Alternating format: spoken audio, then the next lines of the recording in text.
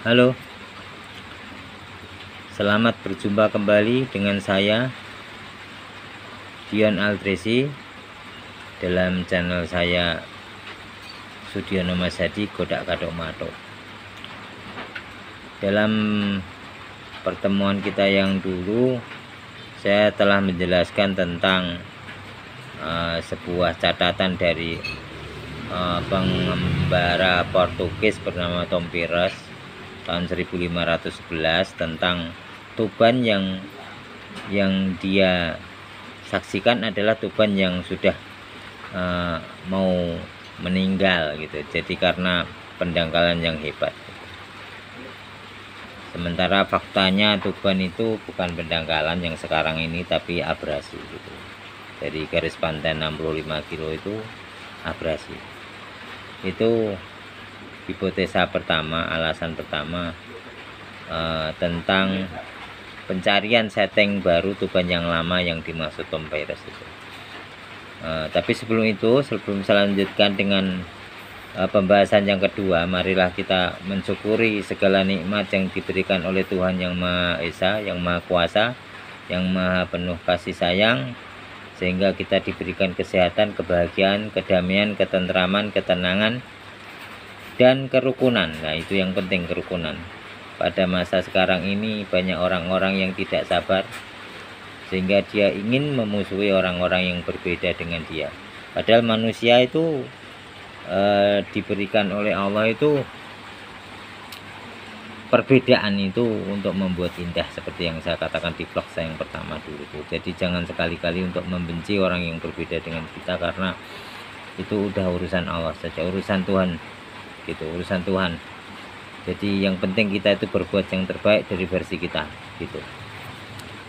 Nah, jadi kita bina kerukunan antar masyarakat warga negara Indonesia, supaya Indonesia nanti akan semakin baik dan semakin jaya, semakin indah.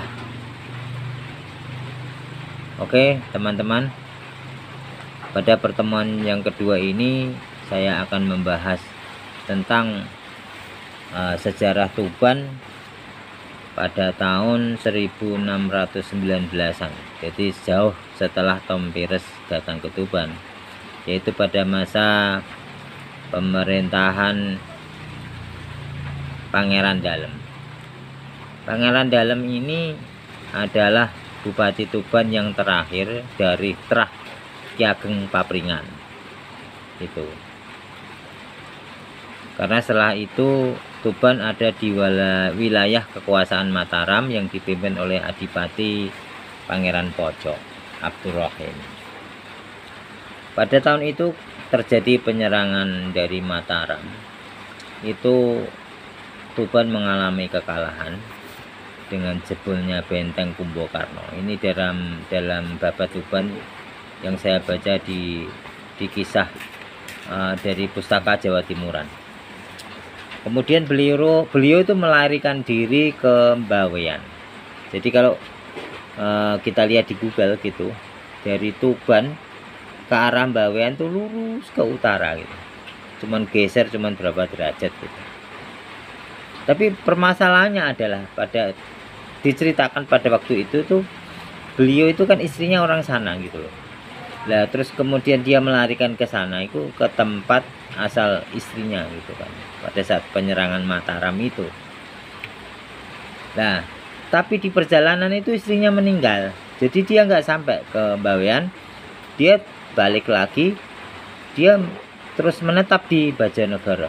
Nah, ini anehnya. Kalau Tuban itu posisinya sekarang ini, itu Tuban itu bersebelahan dengan Bojonegoro. Jadi kalau Tuban itu wilayah penaklukan Mataram, otomatis Bojonegoro juga gitu, karena dilewati gitu kan. Nah, otomatis kalau diceritakan di dalam Babat Tuban itu Pangeran Dalem bersembunyi di Bojonegoro di rumah adiknya Raden Ayu Jamus gitu loh. Yang padahal Raden Ayu Jamus itu punya pengaruh besar di Bojonegoro, sehingga Pangeran Dalem itu bisa tenang di situ sampai tua gitu. Bahkan menikah lagi dengan, kalau nggak salah itu namanya Sri Uning. Ya, seorang gadis di situ namanya Sri Uning, dan beliau Pangeran Dalam meninggal di usia tua. Jadi dia hidup tenang di Bojonegoro. Nah, dari situ kita mendapatkan satu keganjilan bahwa bagaimana mungkin kalau Tuban itu dalam wilayah Mataram, kemudian Bojonegoro itu daerah yang bebas, yang aman, bahkan dari Telik Sandi, dari pasukan rahasia, dari Mataram, kan gak masuk akal gitu loh, karena terlalu dekat. Itu kan Tuban dan Bojonegoro kan menempel. Nah, jadi benar yang bahwa Tuban menurut Tom Paires itu kan daerah yang sedimentasi. Jadi Tuban yang bukan Tuban yang posisi sekarang gitu. Karena kalau kita lihat perjalanan Pangeran Dalam itu ke Bawean, kemudian dia balik ke Bojonegoro, otomatis dia melewati Tuban. Dia dari Tuban, masa dia balik lagi ke Tuban sementara di situ sudah dikuasai Mataram gitu loh. Ada ribuan tentara di situ, yang nggak mungkin dia balik lagi ke Tuban untuk menuju Bojonegoro kayak gitu. Jadi saya memberikan satu pandangan lain bahwa memang Tuban tidak di situ. Jadi bahwa Tuban itu adalah di wilayah Rembang, di desa saya gitu. Ini bukan karena dia di desa saya terus saya unggulkan, enggak. Memang faktanya begitu. Sejak saya kecil saya sudah ungkapkan di vlog sebelumnya ya, bahwa banyak keanehan nanti tak ungkapkan semua. Nanti insya Allah itu dari teman-teman semua akan mendapatkan banyak tambahan informasi tentang hal itu, bahwa kalau dia lari dari wilayah Rembang kemudian ke Bawen, dia akan ke enggak lurus ke utara, dia agak ke timur laut gitu. Kemudian kalau di perjalanan istrinya meninggal terus dia kemudian ke Bojonegoro, itu masuk akal gitu, masih aman dari wilayah kekuasaan tentara Mataram yang mungkin bolak-balik dari Mataram ke Tuban, dalam tanda kutip ini Rembang gitu.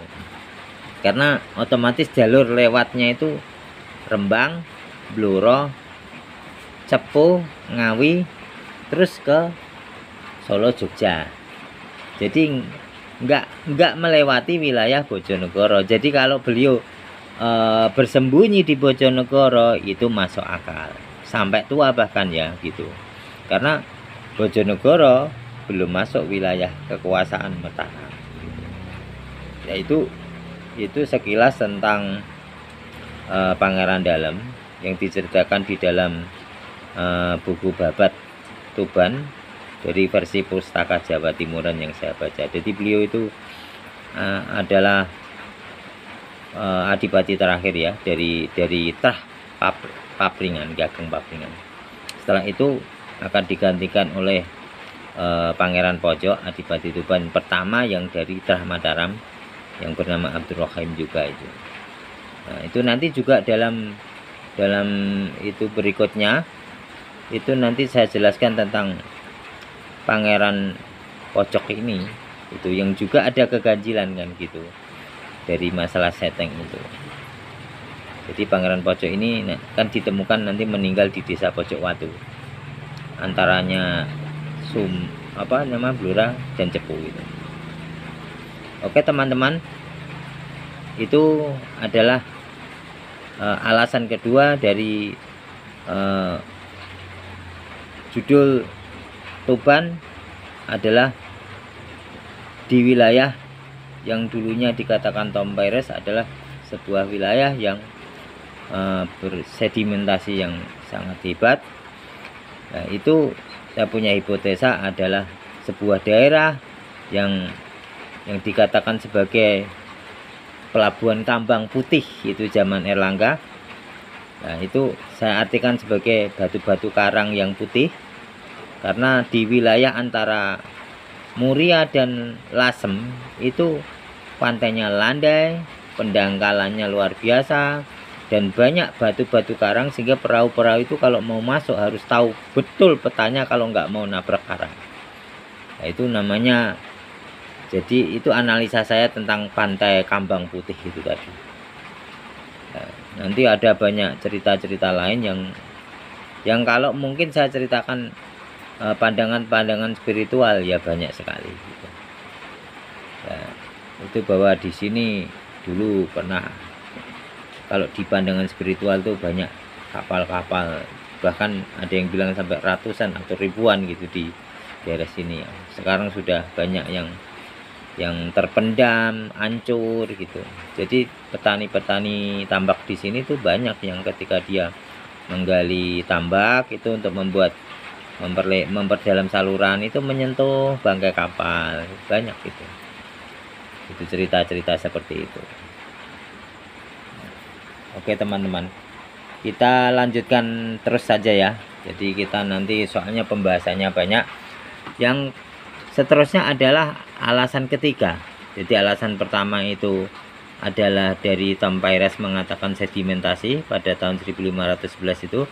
Kemudian tahun 1619 itu Pangeran Dalem itu kemudian menetap di Bojonegoro. Nah, kemudian yang ketiga adalah Pangeran Pojok yang menggantikan Pangeran Dalem ini pada suatu ketika melakukan perjalanan dalam babat Tuban itu, babat Mentawis itu juga ada catatannya, itu beliau melakukan perjalanan dari Tuban ke Mataram untuk menghadiri grebek maulidnya Sultan Agung itu. Nah, dalam perjalanan menuju acara grebek maulid itu pisowanan ya. Jadi grebek maulid itu sekaligus dipakai sebagai acara pisowanan agung Kerajaan Mataram. Jadi untuk melaporkan kondisi di daerah masing-masing gitu. Nah, itu Pangeran Pojok diceritakan kelelahan dan sakit, kemudian meninggal di desa Pojok Watu. Nah, kalau Pojok Watu itu letaknya adalah di antara Blora dan Cepu. Nah, kalau kita masih memandang Tuban itu dulunya itu di Tuban yang sekarang, itu tidak mungkin sekali beliau itu melewati Pojok Watu gitu. Karena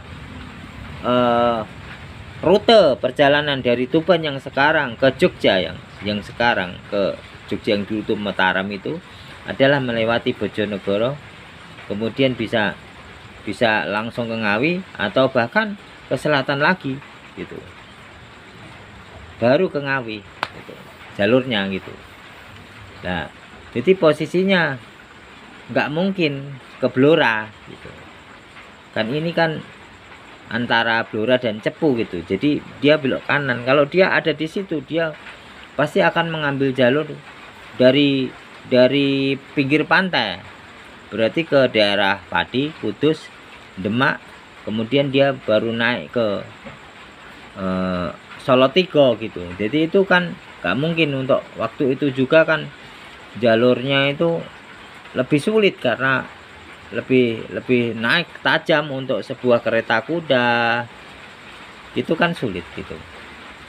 Nah, jadi yang landai kan yang seperti tadi, maka dia tidak mungkin melewati Blora di Pojok Watu.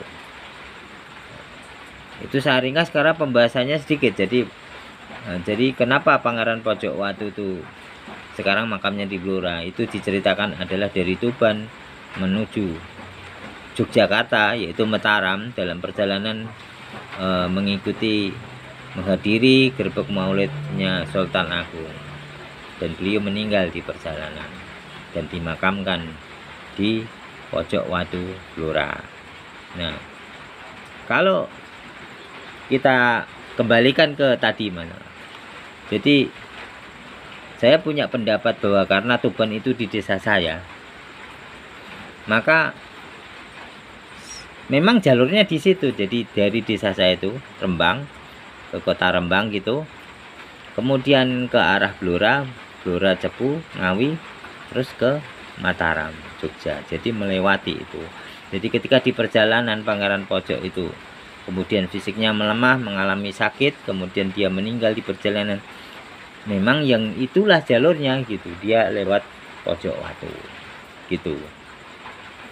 Oke teman-teman, kalau mungkin saya lengkapi lagi dengan saya punya peta di desa saya. Kemarin saya katakan, mungkin teman-teman bisa nyari sendiri di Google ya. Ini desa saya, banyak perempatan, ya kan, kelihatan ya. Nah, kelihatan ya. Ya, ini desa saya, seperti papan catur. Ada 9 petak besar, ya itu nanti terbagi lagi. Dan kalau diperhatikan dengan seksama, itu yang petak tengah itu enggak lurus. Jalan yang petak tengah itu enggak lurus, tapi dia berbelok ke kanan dulu, baru ke selatan.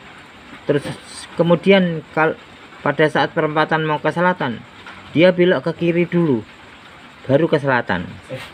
Itu artinya, itu biasanya jalan seperti itu adalah jalan yang dilalui untuk mengelilingi sebuah area kosong atau alun-alun.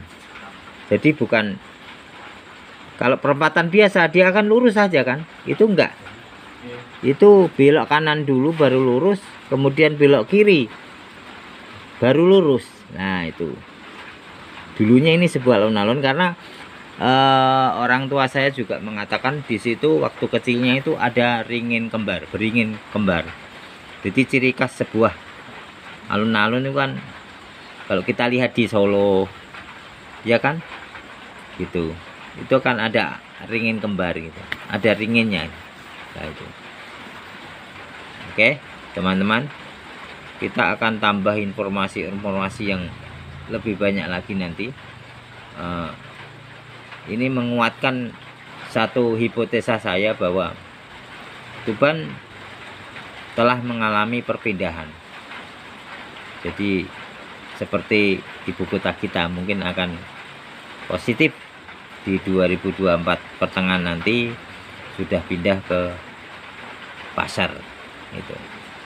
Suka tidak suka, itulah mungkin yang akan terjadi. Oke, saya akhiri vlog yang kedua ini. Semoga Anda semua menyukainya, dan saya tunggu subscribe dan like-nya. Salam perpisahan, salam sejahtera, sampai jumpa lagi di vlog yang ketiga.